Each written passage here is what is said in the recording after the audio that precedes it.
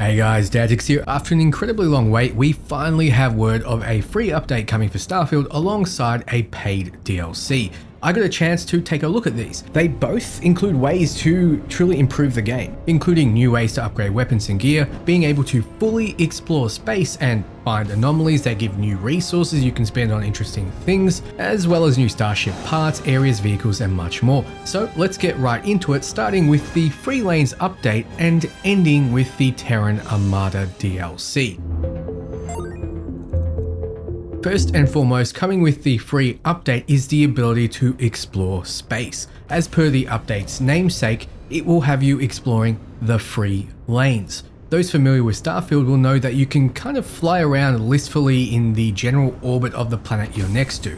However, with the press of a button, you can increase your speed to explore in between the space between planets in a star system. This is a cruise setting and has 4 levels of speed. By boosting, you can get up to the 4th very quickly, and it's damn fast, around 100 light seconds a second. Wait, that's impossible, I must be reading this wrong. But due to the vastness of space, it will still take you a while to get to the next planetary body. You can hit autopilot and it will fly you there while you make yourself a coffee. You can also get up to talk to your crew, craft, etc. while you're auto-traveling. Your watch, aka compass, bottom left, keeps you updated with the light seconds away from the body that you are, but be careful, you'll often run into anomalies. You will detect them as you're traveling. These can be anything. During our preview, we ran into asteroids with wreckages that we could loot, but we're told there'll be unique events with things like new spaceship parts and a new currency, which we will use for a few interesting things coming up. It's a good time to talk about the field of view. The devs mentioned the players ended up building bigger ships than they thought they would. To that I say, really? You didn't think the first thing a player would do would be try to build the biggest ship possible? Are you so out of touch? Am I so out of touch? No, it's the children who are wrong. Somebody needs to send a real person over to Bethesda ASAP. They've been taken over by AI or aliens or something. Which might be why they didn't put aliens in Starfield. Anyway, all this to say, they added a field of view so you get a better view of your ship. But the free lanes feature is more exciting than the field of view slider, so why do we want you to explore them? For a new resource called X-Tech. With the update, it will start to appear everywhere in dungeons, mostly boss chests, but it is a rare resource. The best way to find it is in the free lanes. Now, I do have to warn you, I usually like to put footage to what I'm saying. The editing process takes a lot longer, but I feel it's a better video for doing so.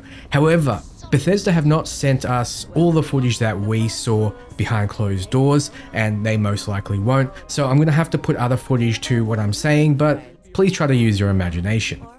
One thing you can do with this resource is customize weapons into something more suited to your build, rather than relying on RNG for particular legendary effects.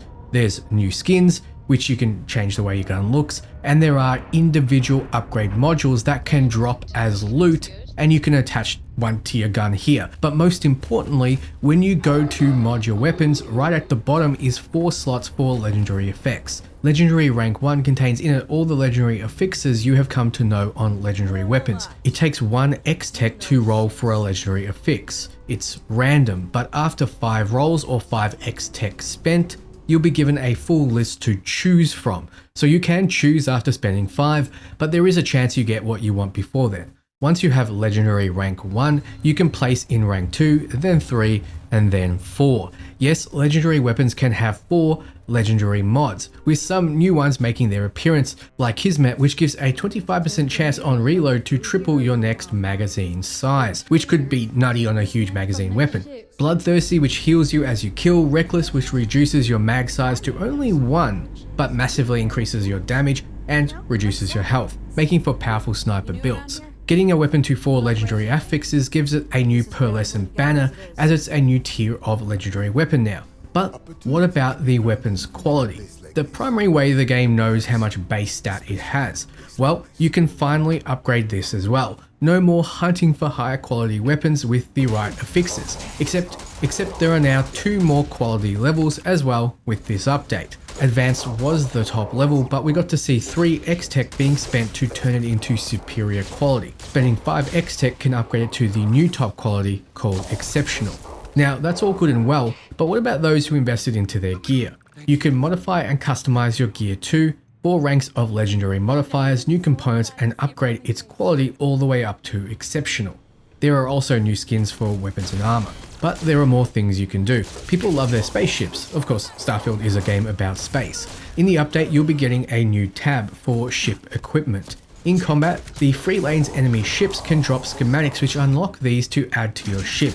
So once you have the schematic, you can add it to any ship in the future. The equipment adds features to your ship. The EMP pulse shielding has a chance to pulse and disable ships within a 1,500 meter radius, which should be great for pirates. Repair System Overdrive has a chance to repair damaged systems. Buoyant Insulators flat reduces ship mass by 20%, useful for making bigger ships. Then there's Anti-Targeting System, which makes enemy ships take 20% longer to lock onto your ship. Evasive Stealth Drive, which was only in the Starborn ships before, but it lets you camouflage your ships now as well.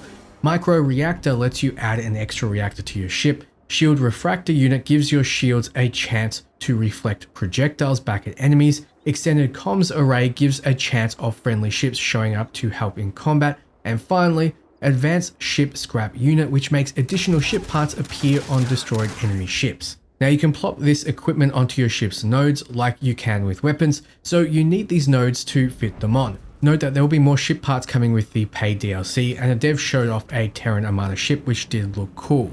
Back to the Freelance update though, they also added a ship optimization terminal, which is another way to spend X-Tech. You can build it from the decorate menu inside your starships. With it, you can channel your inner Garrus and calibrate and optimize your weapon systems, as well as other systems. We looked at shield systems, which had 3 subsystems for shield strength, regen, and energy. The shield strength took 6 X-Tech to optimize, and it upgraded max shield strength by 10%. Shield regeneration was 10% for 8 X-Tech. Another one made shields take 10% less damage from energy weapons and costed 7 X-Tech. In the weapon systems, weapon reload and recharge 10% faster costs 7 X-Tech, and so on and so forth. There are a lot of little optimizations you can make for your ship that cost X-Tech, and these are permanent for your ship once invested into. So we can improve our weapons, gear, and starships, but what about outposts? Well, they are adding new features there as well. Cosmetically, there are new things to build, like cute little pet displays. There are also new skins for your crafting benches, a Crimson Fleet theme, and a Wood Panel Freestar theme. But what about for those who can't be bothered building out perfect habitats? They added this quick and easy to place elevated cabin that quite frankly looks so good inside, this might be my go-to. It comes fully decorated and is self-enclosed. You can also unlock the Millie Whale pet for your outpost as a reward for a new quest in the Freelance update. You can change its appearance and play with it. Also added to the world is new collectible action figures that give you stat upgrades permanently on pickup. For example, 5% extra stealth damage. There are 27 in total, and you can see all of them on the back of the packaging. As you collect them, you can place them in one of 2 new displays. The first being the Colony War Action Hero sealed display. For the collectors out there who want to keep them sealed, there's a Colony War Action Hero playset you can place them on once you unseal them. Then we have something frankly I wish was in the base game. We have a shared outpost container. Once placed, anything you store in there will be accessible from any shared outpost container you make in the future, meaning that you can share resources and items across them all, across all your different outposts and all your different bases. Next, to make information a lot easier to pass, they added a database menu that you can access from anywhere. From here, you can find and track anything you need. For example, you can see all the inorganics and organics listed, like iron and adhesive, and click on them to track them individually. You can also track what you need for your recipes. No more going into a crafting bench and activating to track and having no way to turn it off until you return.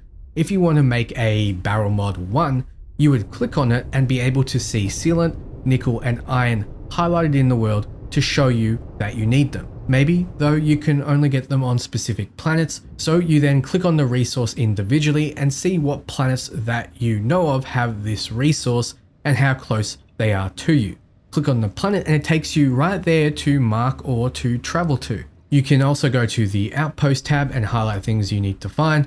Finally, we have a Locations tab, which shows you all locations you've discovered, all 1,786 potential planets and moons. You can list them by distance, resources on them, traits and more. You can also mark your favorites and see your outposts. You can also fast travel from here too. Now, when it comes to content, they looked at their systems and how to improve them, adding more content as well as interesting ways they appear and improving the frequency. One of the new planetary events has a new vehicle located on it to encourage you to explore. This is the only place you can find the Moon Jumper. It has a huge amount of boost capacity and can basically fly on most planets. Once you get in it, it's unlocked for you. I'm guessing you hear a broadcast outside while exploring space. You then land at a derelict broadcasting station and find this vehicle. Next, they have improved the New Game Plus mode, aka becoming Starborn by going through the Unity. One of the things people didn't like was the fact that you lost everything when you did so. Now, with multiple ways to upgrade your items and gear, well, why not give you a way to preserve some of them, and that's what they did. You can build a quantum entanglement device at the lodge, and with it, you can pass items through the Unity with you. Place items in the device, and when you start your New Game Plus, you can return to the lodge and collect the items you left there. At the start, it has a modest capacity, but by using quantum essences, you know, the useless resource that essentially only recharges your mana, you can upgrade it all the way up to a 200 capacity limit, which is a huge amount of items. I would be dumping everything important in here. That's not all they're using quantum essences for. They realized how tedious it was to go through the Unity, then go to all the temples 10 times each to fully upgrade your powers. Now you can spend quantum essences to upgrade your powers, which is hopefully going to reduce the tedium. With the update, we'll also be able to add Maria to our crew. She's near Galbank in New Atlantis, and she's a fairly pretty girl, so I'm guessing a lot of people will be happy about that. Another thing the devs heard from us was there wasn't an aspirational item to chase, somewhere to dump all those credits you've been saving up. Well, it's this home away from home, this base of operations, a hollowed out asteroid in space. It has a lot of room to customize and will keep players feeling busy like a Bond villain.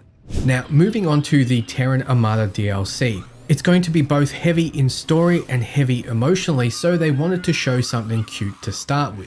We'll be getting access to a new companion, Model G here. He'll wheel along with you like R2-D2, but he's not built for combat. He will help, but isn't going to be incredibly powerful. Not like some other robots we are sure to get. The devs didn't want to show much of the Terran Armada DLC, much to everyone's disappointment. They mentioned not wanting to spoil things, but honestly, that's the point of a preview event. What they showed us was the start of the DLC, trying to locate the Terran Armada itself. So there'll be lots of robots coming your way. They used a new gun platform, the MGP. They also showed some other new weapons, like an energy-based SMG. Since they've given you new ways to power up, they've also made enemies more powerful in different ways, like giving them new affixes. The commanding officer we fought had two: Trickery, which gave it a chance to avoid damage, and Martyr, which put enemies into a rage when it died. So we overloaded the reactors and escaped on our ship as the ship we were on explodes. I wish I had more information about the paid DLC Terran Armada, but all we know is that it will be a story DLC. It will have new weapons, gear, and ship parts, which is more than I can say about the truly awful Shattered Space DLC, which had nothing new in it and was potentially my least favorite DLC ever made. I'm hoping all they're adding to Starfield will improve its current state. I'm excited to see more, but I'm more excited to see what you think. Will the free DLC, Star Lanes, be enough to jump back in again and take a look, or will the Terran Armada DLC have to bring out some truly big guns before you want to jump in at all? Let me know below. Thank you so much for watching, and until next time, ciao friends.